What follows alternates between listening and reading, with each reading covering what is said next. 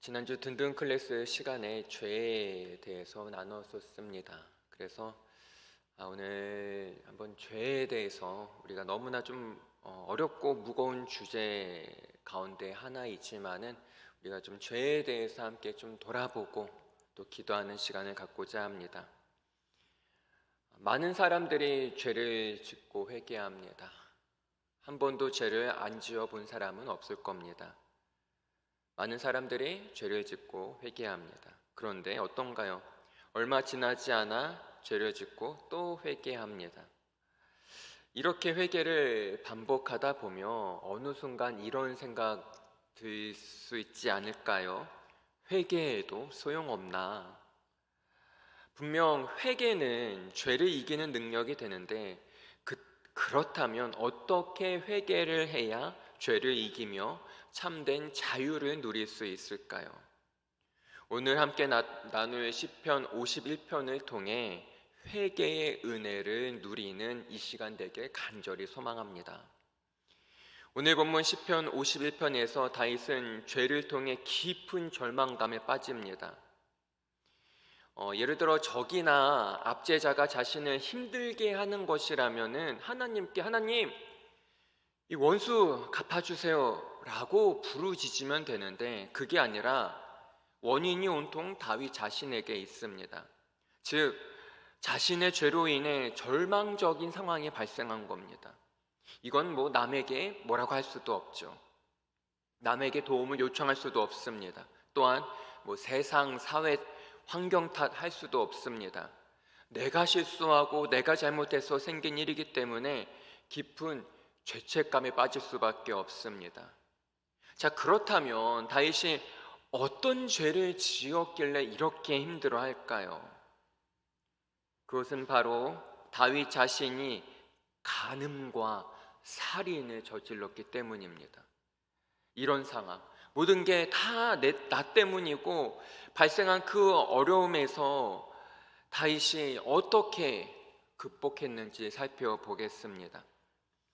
사무엘상 13장에서 다윗은 하나님의 마음에 맞는 사람이라는 칭찬을 받게 됩니다. 그 정도로 하나님의 사랑을 듬뿍 받으며 살았습니다. 하지만 그럼에도 불구하고 다윗은 수치스러운 죄를 범합니다. 영적으로 연약해진 순간 밧세바라는 여인과 간음을 저지릅니다. 밧세바가 임신하자 다윗은 전쟁터에 나가 있는 그 밧세바의 남편 우리아를 죽여야겠다고 생각하고 결국 그렇게 했습니다. 계획대로 우리아가 전사하자마자 다윗은 밧세바와 결혼합니다. 물론 이런 행위를 하나님이 기뻐하실 일이 없습니다. 그래서 하나님은 선지자 나단을 보내십니다. 나단은 다윗의 간음과 살인을 지적합니다. 그로 인해 쓴 시편이 바로 오늘 본문입니다. 그런 추악한 죄를 지은 다윗은 자기 죄를 직접 들추어내면서 하나님께 나아갑니다. 2절에 보면 이렇게 얘기합니다. 나의 죄악을 맑게 씻으시며 나의 죄를 깨끗이 제하소서라고 부르짖습니다. 여러분, 이 말씀 다윗은 죄에 대한 징벌에서 벗어나게 해달라고 구한 것이 아닙니다. 죄 그 자체를 제거해 주실 것을 구합니다. 다윗은 자신이 한 일에 대해 아주 큰 혐오감을 느끼고 있습니다. 어떻게 내가 이러한 죄를 지을 수 있을까? 그래서 이 2절에 씻으시며 제하소서라는 두 동사를 같은 의미로 이해할 수 있습니다. 이것은 다윗의 필사적인 몸부림입니다. 즉 만일 내 죄를 물로 씻지 못한다면 불로써라도 나를 깨끗하게 하소서라는 의미입니다. 다윗은 계속해서 4절에서 이렇게 말합니다. 내가 주께만 범죄하여 주의 목전에 악을 행하였사오니 주께서 말씀하실 때에 의로우시다 하고 주께서 심판하실 때에 순전하시다 하리이다. 다윗은 자신이 지은 죄에 대한 징벌을 받아야 함을 고백합니다. 혹여나 하나님이 다윗을 지옥에 보낸다고 해도 그는 옳습니다 주님이라고 대답할 겁니다. 다윗은 죄 앞에는 어떠한 핑계도 소용없음을 알고 있습니다. 뿐만 아니라 5절에 보면 뭐라고 하나요? 내가 어디에서 출생했다고 하나요? 죄악 중에서 출생하였으며 어머니가 죄 중에서 나를 잉태하였나이다 라고 자백합니다. 이것은 내가 단순히 죄를 범한 것이 아니라 하나님, 내가 곧 죄입니다. 죄는 나의 본성입니다 라는 뜻입니다. 여러분, 종종 이럴 때 있습니까? 왜 내가 죄를 짓는지 도저히 이해 안 될 때가 있습니까? 화내기 싫은데 그런 상황이 되면 나도 모르게 막 뚜껑이 열리지 않습니까? 다시는 그러지 말아야지 하면서 다짐하지만 얼마 지나지 않아 또 반복하진 않습니까? 그로 인해 죄짓기 싫은데 자꾸 죄짓는 자신이 너무나 믿기도 하고 답답합니까? 그것은 내 자신이 누구인지 정확하게 이해하지 못하기 때문이에요. 여러분, 우리는 태어날 때부터 죄인입니다. 이사야 53장 6절에 보면은 우리는 다 양 같아서 그릇 행하여 각기 제 길로 갔거늘, 본성적으로 그릇 행하는 양으로 우리를 비유합니다. 그렇습니다. 우리 안에는요, 저도 마찬가지고 죄의 습성이 있기 때문에 죄에 대해 아주 연약합니다. 주님을 사랑하면서도 한편으로는 그분을 잊어버리는 경우가 많습니다. 예수님 안에서 새롭게 되었지만 우리 안에 옛 본성이 거하고 있습니다. 다윗은 이걸 깨달았어요. 그래서 6절에 보면 이렇게 고백합니다. 보소서, 주께서는 중심이 진실함을 원하시오니 내게 지혜를 은밀히 가르치시리이다. 다시 뭐라고 하나요? 중심의 진실함을 주께서 원하신다. 이 말은 내 마음의 중심이 언제나 주님이 되기 원합니다 라는 뜻입니다. 분명 다윗은 하나님이 원하시는 대로 살지 않았습니다. 그 나단이 다윗의 간음을 폭로하기 전까지 무려 약 9개월 동안 다윗은 자신의 죄를 숨기고 있었어요. 하나님이 그토록 바라신 것은 마음 중심의 진실함입니다. 어떠한 죄든 아무리 작은 죄일지라도 하나님 앞에서는 결코 숨길 수 없습니다. 하나님이 다윗에게 원하시는 것은 입술로만 하는 회개, 형식적인 뉘우침 그런 거 아닙니다. 바로 진실함을 원하십니다. 마음과 뜻을 다해 주님을 사랑하고 그 주님을 경외하는 것, 그리고 그러한 삶을 살기를 하나님은 간절히 원하십니다. 즉 이런 겁니다. 우리가 있는 모습 그대로 솔직하게 주님 앞에 나오는 것, 그것이면 충분합니다. 이제 7절을 보면 다윗의 진실된 회개에는 믿음이 담겨 있음을 알 수 있습니다. 7절에 이렇게 말합니다. 우슬초로 나를 정결하게 하소서. 내가 정하리이다. 나의 죄를 씻어주소서. 내가 눈보다 희리이다. 나의 죄를 씻어주소서. 내가 눈보다 희리이다. 예수님을 판 가룟 유다는 내가 무지한 피를 팔고 죄를 범하였도다 라고 고백했지만 이 가룟 유다 어떻게 됐습니까? 스스로 목숨을 끊고 말았습니다. 가룟 유다는 용서하시는 예수님을 신뢰할 수 없었습니다. 그 결과 본인의 죄를 이기지 못하고 극단적인 선택을 했습니다. 하지만 다윗은 깊은 영적 고통의 눈물을 흘리면서도 자신이 눈보다 희게 될 것이라고 믿었습니다. 이것은 이사야 1장 18절에 너희의 죄가 주홍 같을지라도 눈과 같이 이어질 것이요 진홍같이 붉을지라도 양털같이 희게 되리라는 하나님의 약속을 상기시켜 줍니다. 우리는 이 사실 기억해야 합니다. 예수님의 보혈은, 예수님의 피는 어떠한 죄든지, 혹여나 일부러 짓는 죄이든지 반복해서 습관으로 짓는 죄이든지 모든 죄를 양털같이 희게 하는 능력이 예수님의 보혈에 있습니다. 그 은혜를 단단히 붙들고 죄에서 승리하는 우리 모두가 되길 간절히 소망합니다. 아멘.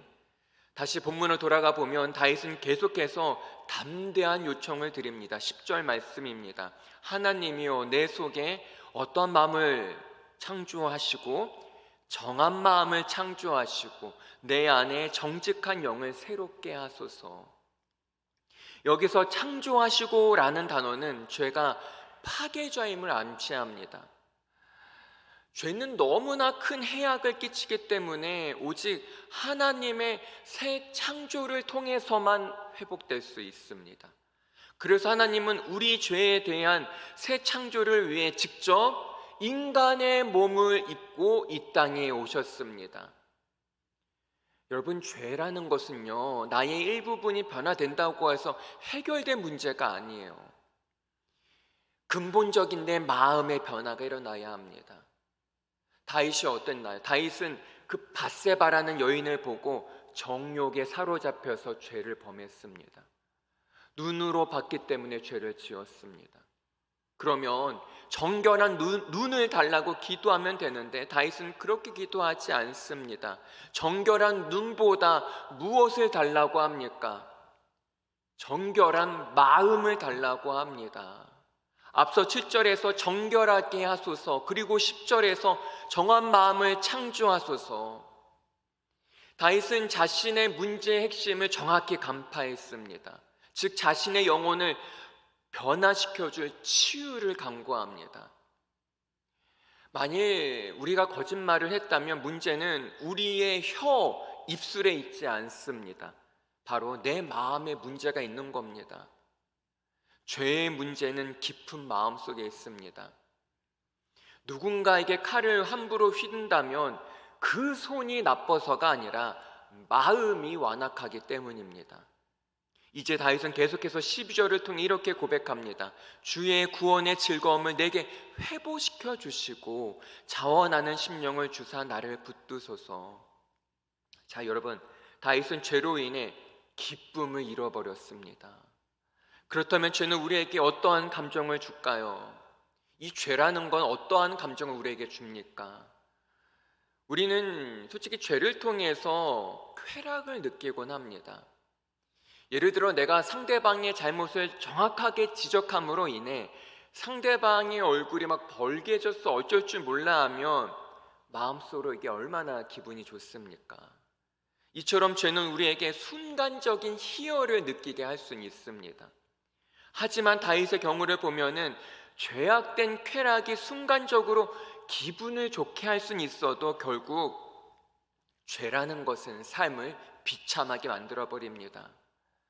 다윗이 밧세바를 침실로 끌어들였을 때 하나님은 떠나셨고 구원의 즐거움도 잃어버렸습니다.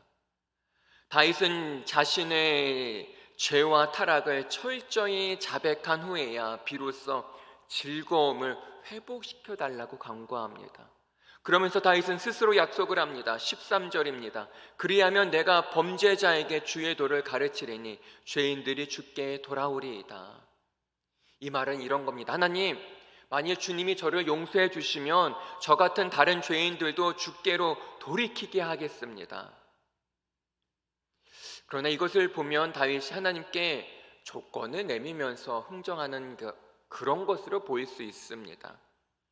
하지만 다윗은 하나님 앞에 거래하려고 그러는 거 아닙니다.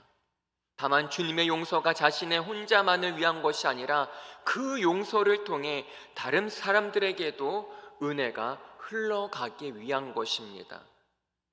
그러고 나서 다윗은 14절에 뭐라고 합니까? 하나님이여 피 흘린 죄에서 나를 건지소서. 그 밧세바의 남편 우리아의 전사 소식을 처음 들었을 때 다윗은 자신의 죄를 정당화시켰습니다. 사무엘하 11장 25절에 보면 다윗이 이렇게 말합니다. 우리아의 전사 소식을 듣고 이 일로 걱정하지 말라. 칼은 이 사람이나 저 사람이나 죽이느니라. 그렇게 자신의 죄를 정당화시켰습니다. 합리화시켰습니다. 그러나 이제 다윗은 자신의 죄를 피 흘린 죄로 지칭합니다. 우리아의 피가 다윗의 손에 있고 다윗은 그 사실을 자백했습니다. 다윗은 자신의 죄를 직시했습니다. 여러분, 우리도 만약에 죄를 짓고 주님께 용서받고 싶다면 그렇게 해야 합니다. 하나님은 우리가 어떠한 죄를 지어도 절대로 나를 포기하지 않으십니다. 다윗이 이렇게 철저하게 회개할 수 있었던 것은 자신을 너무나도 사랑하시는 하나님의 은혜와 사랑 때문입니다. 오늘 본문 시편 51편은 죄의 본질에 대해 총체적으로 말하고 있습니다. 죄가로서, 부패로서, 실패로서, 반역으로서 4절에 내가 주께 범죄하여, 그리고 깨끗하게 정화되어야 할 오물로서 7절에 나를 정결하게 하소서, 나의 죄를 씻어주소서, 또한 진정함과 진실함이 결여되고 왜곡된 것으로서 6절에 중심이 진실함을 원하시오니, 이처럼 죄의 본질을 파악하고 있습니다. 그런데 여러분 17절 말씀을 한번 보죠. 하나님께서 구하시는 제사를 뭐라고 말합니까? 어떠한 심령이라? 상한 심령이라. 여러분, 참된 회개는 불가피하게 상한 심령을 포함합니다. 상한 심령이 뭘까요? 감정이 고조된 그런 상태 아닙니다. 이것은 내 자아가 깨어지고 부서진 낮고 낮은 상태의 심령입니다. 오늘 본문을 보면 참된 회개가 무엇인지 잘 말해주고 있습니다. 회개가 무엇입니까, 여러분? 후회, 뉘우침, 그런 거 아닙니다. 복음서에 보면 베드로가 예수님을 부인하고 괴로워합니다. 그리고 가룟 유다는 예수님을 팔아 넘겨서 괴로워합니다. 베드로, 가룟 유다 모두 죄로 인해 후회하고 뉘우쳤지만 진정한 회개를 한 사람은 베드로밖에 없습니다. 베드로는 예수님의 말씀을 기억하고 있었습니다. 누가복음 22장 32절에 보면 그러나 내가 너를 위하여 내 믿음이 떨어지지 않기를 기도하였노니 너는 돌이킨 후에 내 형제를 굳게 하라. 이렇게 예수님께서 베드로에게 말씀하셨습니다.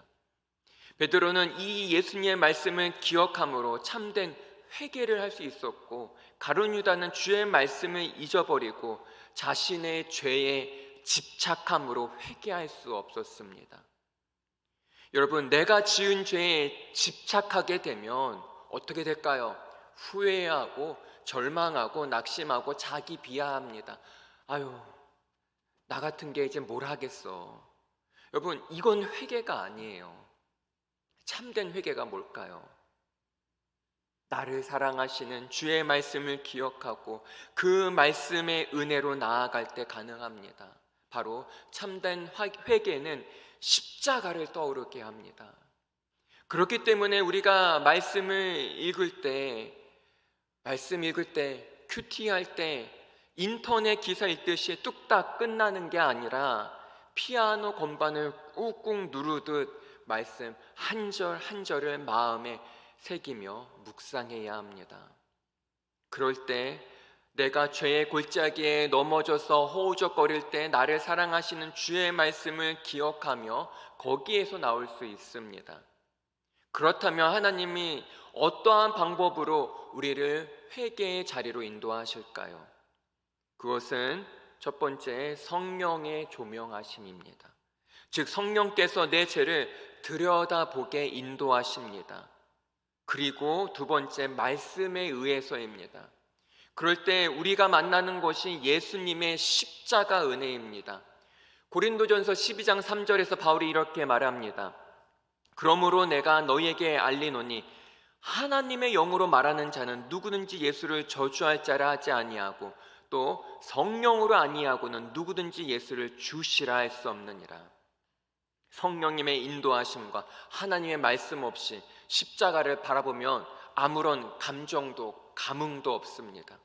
왜냐하면 세상의 눈, 인간의 눈으로 바라본 십자가는 미련한 것이기 때문입니다. 그래서 고린도전서 1장 18절에서 이렇게 말합니다. 십자가의 도가 멸망하는 자들에게는 미련한 것이요 구원을 받는 우리에게는 하나님의 능력이라. 여러분, 십자가를 바라보는데 아무런 감정도 감흥도 없습니까? 아무런 느낌도 생기지 않습니까? 그건 지금 내가 영안이 열려야 한다는 신호입니다. 이 문제를 놓고 어떻게 기도해야 할까요? 먼저 성령의 인도하심, 성령의 조명하심을 구하는 겁니다. 내가 얼마나 죄악에 가득 찬 피조물인지 성령님께 그것을 알게 해달라고 간구하는 겁니다. 그리고 두 번째, 하나님의 말씀으로 들어가는 겁니다. 말씀 한 글자 한 글자 꾹꾹 눌러가면서 그 말씀을 내 마음에 새기세요. 그러고 나서 다시 십자가를 바라보는 겁니다.